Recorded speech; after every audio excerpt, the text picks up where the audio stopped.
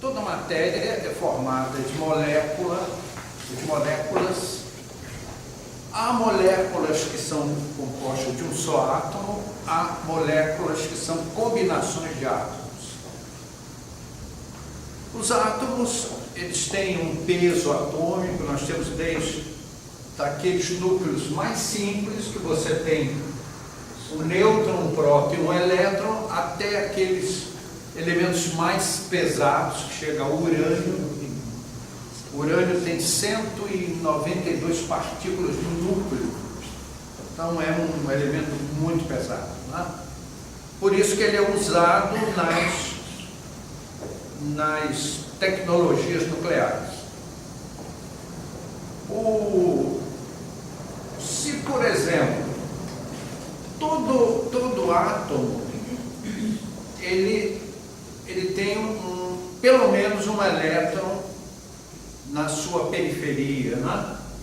Eu não vou entrar aqui, eu vou pular, vou evitar falar em muitas particularidades dos centros atômicos, porque o nosso objetivo aqui não é energia nuclear, é o estudo da mediunidade. Nós vamos dominar o assunto para facilitar o entendimento da mediunidade.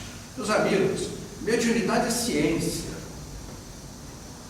As suas consequências éticas, as suas consequências morais, as suas consequências religiosas, mas a base é científica. Então nós precisamos entender os mecanismos da mediunidade. Por exemplo, se eu tirar aqui esse elétron que aparece aqui, ó, esse átomo, como o elétron tem uma carga negativa, esse átomo fica com uma carga positiva, está faltando um peso atômico, que é o elétron. Aí ele fica propenso a atrair algum elétron para equilibrar. Ele aqui está equilibrado, ele não está com carga, nem positiva nem negativa, ele está equilibrado. É um átomo estável, como se diz tecnicamente. Muito bem. Agora, vamos a uma coisa muito, muito interessante para o nosso estudo. Por que esse tijolinho da natureza permanece a se agregar? Por quê? Como ciência, nós temos muitos porquês. Como estudantes da espiritualidade, nós temos muitas respostas que a ciência não tem. O átomo, ele tem em si uma carga magnética. Aí vem aquela pergunta: o que é magnetismo? Para a ciência, a própria ciência não sabe o que é o magnetismo, o que é um elétron. Conhece-se o fenômeno físico, mas ele é uma incógnita para os homens de ciência. Agora, a gente tira o boné de ciência, põe o boné de espírita, aí faz muita luz sobre muitas questões de ordem científica. Então eu tenho aqui um potencial magnético. Aí alguém vai perguntar, afinal de contas, o que é magnetismo? Não vamos falar sobre isso agora, porque nós vamos chegar lá, mas teríamos dificuldade de entender sem a base. Eu vejo às vezes as pessoas falarem: o passe é fluídico, o passe é espiritual, o passe é magnético. Então vai chamar meu pecado. Me diga o que é magnetismo. A gente precisa estudar o assunto para falarmos com conhecimento de causa. Que aqui nesse papo vamos dominar o assunto? Com certeza que não. Porque ciência e espiritualidade é assim: você põe um pé, aí depois põe o segundo e vai indo, tem começo e não tem fim. O estudo da espiritualidade tem começo e não tem fim. Então, meus amigos, aqui existe um poder magnético que mantém este conjunto estável. Vejam que coisa interessante. Esse conjunto aqui, ele tem um polo norte e um polo sul. Interessante, né? O átomo, ele tem um polo norte e um polo sul. sul. O que está em cima está embaixo. O planeta Terra é um grande magneto. Algumas teses científicas, elas nos ajudam a entender a espiritualidade. Nós não vamos questionar. Eu coloquei aqui o elétron girando em torno do núcleo. Há certos homens de ciência do passado que se viram no túmulo quando nós colocamos o elétron girando em torno do núcleo. Eu pergunto, os planetas não giram em torno do Sol? Então eu penso que o sistema solar também tem um polo norte e um polo sul. Mas por hora vamos deixar isso de lado. Eu estou só encrencando com os amigos, para obrigar os amigos a pensarem no assunto. Então, isto aqui é cientificamente provado. O átomo tem um polo norte e um polo sul. Por exemplo, eu pego uma liga de aço. Não vamos entrar em detalhes para não complicar as coisas. Vou dizer que é só uma barrinha como isso aqui, de aço. Aí eu submeto a um poderoso campo magnético.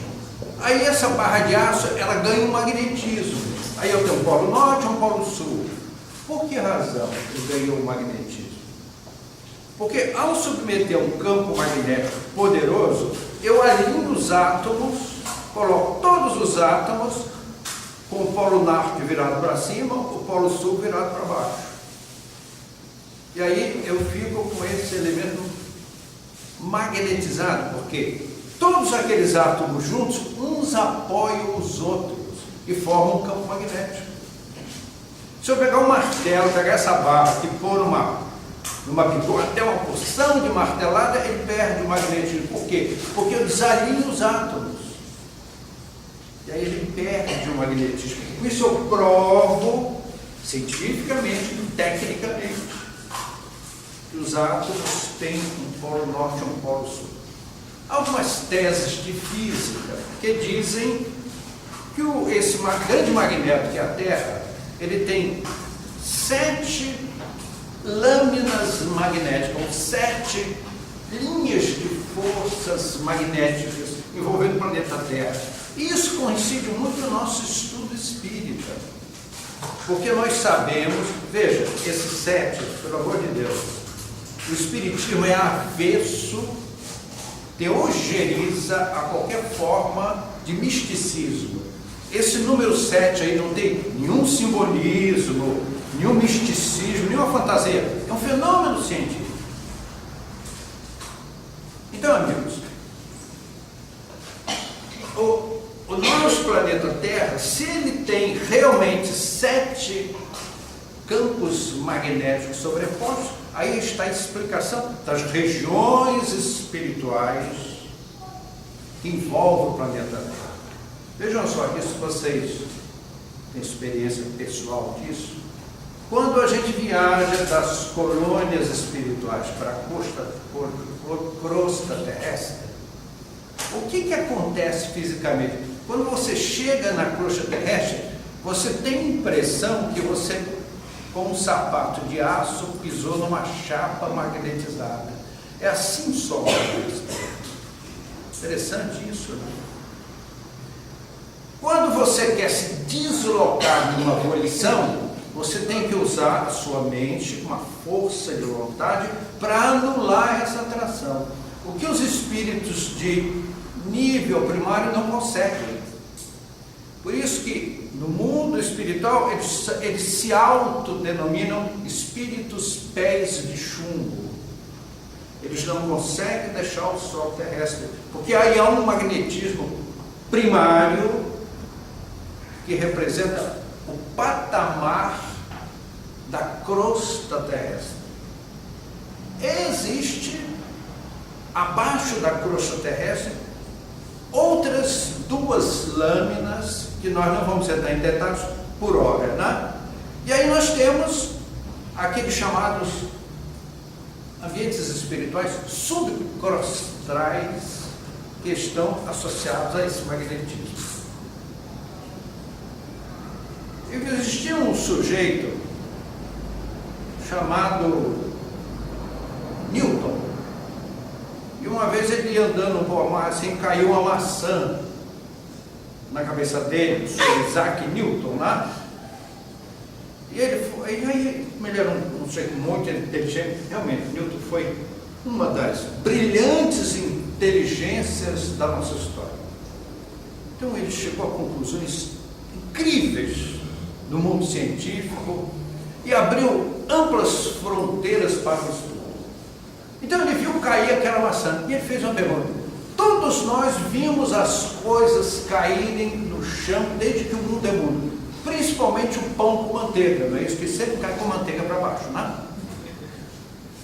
Poxa vida, que coisa chata, né? Se caísse para cima, a gente soprava e comia o pão com a manteiga, né? Aí cai para baixo, suja a manteiga, você joga o pão fora, né? É uma lei da natureza. Por que razão o pão cai com a manteiga para baixo? Muito simples, porque a distância de altura que ele cai e o chão e a magnetismo terrestre, ele vai numa velocidade que não dá tempo de dar a segunda volta, por isso que ele cai com a manteiga para baixo. Você está vendo como a física e a matemática também tem um mundo de cultura inútil, não é isso? Por que o pão cai com a manteiga para baixo? Então, amigos, aí o Sr. Isaac Newton viu cair a maçã e ele perguntou: por que a maçã não podia ter subido em vez de cair?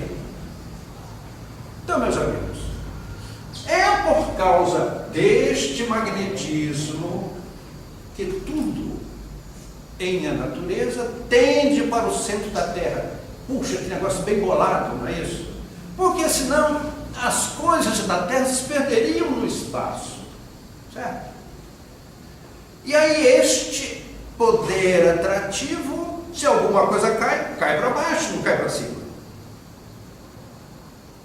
Só que esse poder é meio ingrato, porque a gente sobe na balança, assim, aquele ponteiro da balança é sempre do contra, vai sempre naquela direção que nós não amamos muito, não é isso? Meu Deus do céu, acho que isso tem alguma coisa a ver com Isaac Newton, né? Então, Newton provou a lei gravitacional, que é um efeito do magnetismo. Então, até aqui, a ciência não sabe dizer, ela conhece o magnetismo, sabe fazer todos os cálculos magnéticos, mas não sabe o que é o magnetismo. Aí a gente tira o boné de ciência, põe o boné de espírito, perdão, tá o verdinho que é melhor, né? Assim, bem palmeirense, né? O que é o magnetismo? Meus amigos, o magnetismo é a expressão de uma vontade. Aqueles espíritos construtores envolveram o material planetário num princípio, que é a ação da vontade deles. Vejam só, você conversa com uma pessoa, a pessoa começa a falar dos seus problemas, começa a aparecer na aura da pessoa, algo parecido como fogos de artifício, certas imagens. E aí você acompanha essas imagens, sabe a história toda, né? Então, são criações da nossa mente fugidias. Nós não somos capazes de criar as grandes obras, mas os grandes espíritos são sob a inspiração divina. Então eles estabelecem leis que são como aço, que nós não conseguimos derrogar, ficamos subordinados a ela. Isto é o magnetismo. É a santa vontade dos grandes espíritos sob a inspiração divina. Então, isto é magnetismo. É uma vontade superior que estabelece uma lei natural. Nós dizemos, é a natureza, fácil dizer, né? Natureza, meus amigos, é a vontade de Deus. Muito bem. Voltando aqui a esse carinha aqui, que é o átomo. Veja só, existem determinados materiais, especialmente os metais, dentre eles o ferro, o alumínio, o cobre, a prata, etc., que eu posso com certa facilidade, tirar elétrons desses átomos. Existem outros materiais, por exemplo, em cerâmicas, borracha, cristais, materiais como as pedras e similares, onde somente com uma carga absolutamente grande eu conseguiria tirar algum elétron dali.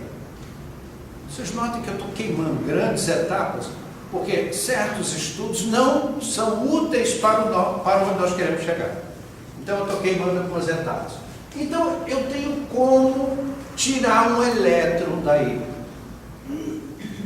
O que se mais usa, por exemplo, nós temos uma iluminação aqui, que é fruto de uma corrente elétrica alternada de origem magnética. Então, volto com um sujeito chamado magnetismo, né? Eu vou abreviar, né? Veja só, todo magnetismo é um campo. Tá? Todo magnetismo é um campo. Se eu, com este campo, eu passo aqui um magnetismo maior, eu passo nesse campo pequeno, quem pode mais chora menos no ditado, né? Então esse magnetismo desloca esse elétron. Ok? Então eu consigo deslocar elétrons usando o magnetismo. Outro que é muito, eu diria o segundo mais usado, é o químico.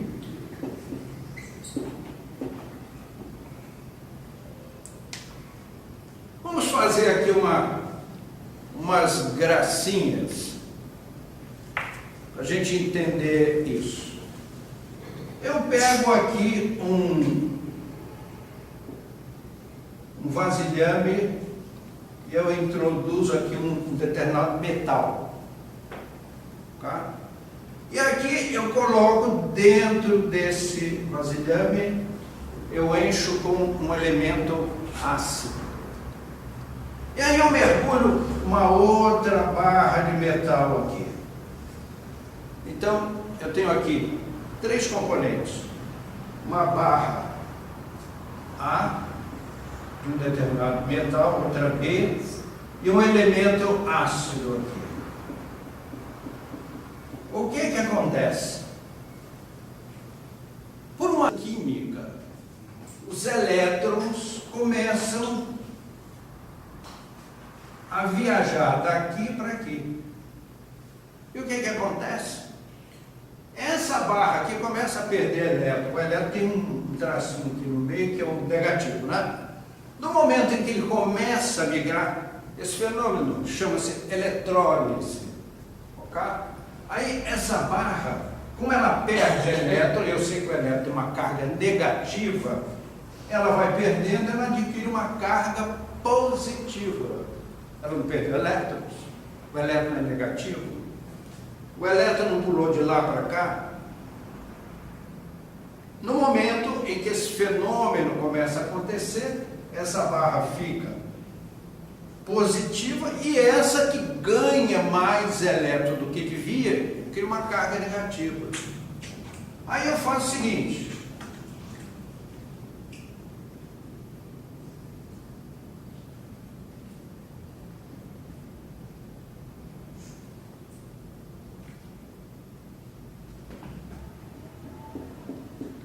aí eu ponho uma lâmpada, você desculpa os meus desenhos, que eu sempre tirei 0 em desenho na escola. Tá? No momento em que eu carrego esta barra com excesso de elétrons, e essa que está faltando elétrons, aí eu crio uma corrente daqui para cá. Por que razão? Porque esse aqui está com excesso de elétrons, está querendo se desvencilhar dos elétrons.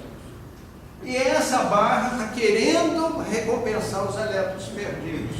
Aí eu ponho uma lâmpada aqui e ela acende, porque a corrente elétrica passa pelo filamento da lâmpada. Para a gente entender isso melhor, eu vou fazer aqui uns desenhos, tá?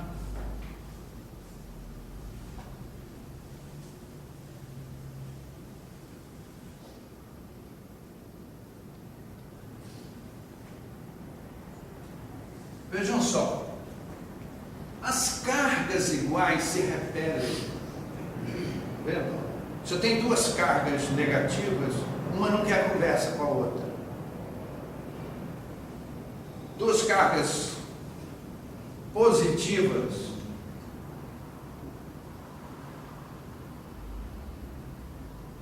e as cargas diferentes se atraem. Não é isso que nós vemos no mundo? Não é isso? O mundo masculino e o mundo feminino é exatamente isso daqui, né? Então, as cargas positivas e negativas, elas se atraem. Então, no momento que eu tenho aqui uma carga negativa, eu tenho aqui uma carga positiva, e eu, através de um fio, crio um caminho, os elétrons vão correr para lá. Alguma dúvida? Não, nenhuma dúvida, né? Bem entendido, né? Tá? Eu me felicito pelo sucesso da explicação. Então vejam só, amigos. Através de um elemento químico ou através de um campo magnético, eu consigo deslocar os elétrons. Veja, eu estou fazendo isso assim, muito en passant. Se você está fazendo um curso de eletrônica, isso aqui, para chegar aqui leva 6 meses, pelo menos, tá? Para que a gente possa entender as correntes mentais. Todos esses fenômenos que nós vemos no campo da mediunidade, isso aqui ajuda o nosso entendimento. E alguém perguntaria assim, mas peraí, o que tem a ver corrente mental com corrente elétrica? Tudo a ver. Por que razão? Porque o autor é o mesmo. O mesmo técnico, entre aspas, que criou a corrente elétrica, criou as correntes mentais. Quando eu ligo dois polos opostos e estabeleço uma corrente, ela viaja a uma velocidade de 300 mil quilômetros por segundo. Então, as partículas subatômicas, elas trabalham na mesma velocidade da luz, porque o autor é o mesmo. Uma partícula fóton sai lá do Sol e ela vem viajando, ela leva 8 minutos para chegar aqui na Terra. Puxa, tudo isso? Exatamente, é só você fazer a conta. Você vê a distância, né, entre a Terra e o Sol, a distância média, porque essa distância varia barbaridade, porque a órbita da Terra é uma elipse da qual o Sol ocupa um dos focos. Então, no inverno, a distância é gigantescamente maior do que aquela do verão. Então, na média, são 8 minutos para uma partícula fóton que sai lá do Sol chegar aqui na Terra. Então, nós podemos ainda deslocar os elétrons para criar uma corrente por outras formas, por exemplo, usando a luz por pressão, mas por calor. Existem algumas outras formas de deslocar os elétrons dos centros atômicos. Okay? Mas para o nosso estudo, o magnetismo e a química, e que são os universalmente mais usados. Por exemplo, todo mundo aqui nessa sala está usando algum equipamento que usa a ação química para gerar corrente elétrica. Por exemplo, relógio. Antigamente os relógios tinham corda, né? É que eu sou uma pessoa assim, mais antiga, né? Eu conheci o relógio de corda, né? Isso. Diz que lá na África os macaquinhos de manhã todos cordavam e iam lá dar corda nos relógios para não perder a hora, né? Isso, lá na selva. Aí vieram agora os relógios eletrônicos, você põe uma pilha, né? Vou falar nisso, é pilha ou bateria? Isto aqui que eu desenhei, meus amigos, é uma pilha. Porque uma bateria o próprio nome está dizendo, é uma sequência de pilhas. Como é que se faz pilha de rádio? Alguém sabe como é que faz?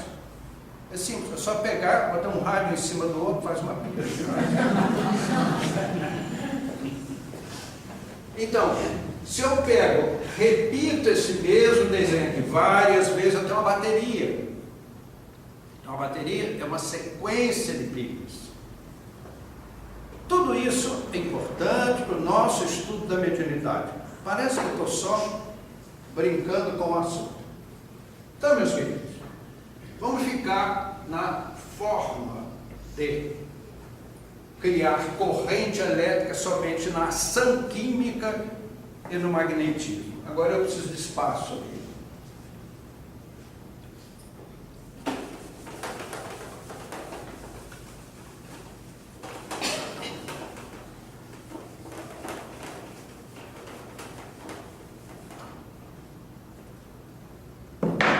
Eu vou parar um pouco com esse tema para abordar um outro que, no final das contas, eles se unem, se juntam e se completam magnificamente. E não só, amigos. Você olha um aquário. No aquário eu vejo os peixinhos nadando lá dentro do aquário. Interessante, né? Peixinho vivendo ali no meio líquido. Assim como um peixinho se mexe no meio líquido, o universo se movimenta dentro de um meio que os espíritos denominaram para Allan Kardec, batizaram esse elemento de fluido universal. O fluido universal, ele é a matéria básica. Se nós aqui estivéssemos dentro de uma grande piscina imensa, né, esta grande massa de água seria o fluido universal. Então, todo o universo está mergulhado neste fluido que é a obra primária do Criador. Então, vejam só, amigos. Tudo vem do fluido universal. Então, esses elementos que eu desenhei aqui, o nêutron, o próton, o elétron, e que depois, com a habilidade que nós fazemos eles se moverem, eles vêm do fluido universal. Isso é muito, meus amigos, vamos pôr isso na cabeça. Senão nós não vamos entender a lógica da mediunidade. Vejam só. Este fluido universal, ele é a matéria-prima do universo. E como é que nós mexemos com essa matéria-prima? Através da mente. Os grandes espíritos, através de um poder que escapa ao nosso entendimento, eles transformam a matéria-prima nas grandes obras. Eu não assisti, mas ouvi a explicação de um espírito, ele contando um dos edifícios da região onde ele habita. Eles faziam um trabalho, um conjunto de prédios, e o trabalho cresceu muito. Então eles precisavam de uma nova ala. Então, o dirigente espiritual, nós queremos uma nova ala aqui nesse espaço, assim. Então vieram das regiões superiores alguns espíritos construtores, e eles formaram uma corrente, e através da vontade deles, eles plasmaram. Quem assistiu viu o fluido universal se condensando e formando as estruturas do novo prédio daquela instituição no mundo espiritual. Uma vez pronto, estava lá tudo bonitinho, né? Claro que aqueles espíritos construtores, eles em si escapam ao nosso entendimento. Por assim dizer, são os arquitetos para nós, em plano maior, para os grandes espíritos, em plano menor. Porque os grandes espíritos, eles plasmam os mundos. Ninguém viu os dedos de Jesus organizando o mundo terrestre. Agora nós imaginemos, meus amigos, quem é Jesus? Nós olhamos a terra, os mares, às vezes eu fico na praia olhando o oceano assim, acho uma obra portentosa. Imaginemos os espíritos plasmaram isso, saindo do fluido universal. Agora, assim como esses espíritos de hierarquia, que não podemos imaginar, plasmam os mundos, aqueles espíritos não tão evoluídos, vêm de zonas superiores, para modificar um ambiente físico. É como se fossem arquitetos, como se fossem pedreiros, trabalhando o fluido universal. Aí depois você vai lá no nosso simplismo, põe a mão assim, uma parede. Eles fazem isso com o poder da vontade. E todos nós fazemos isso. Então, meus queridos amigos, quando Jesus nos deu um manancial de ensinamentos, também previu isso.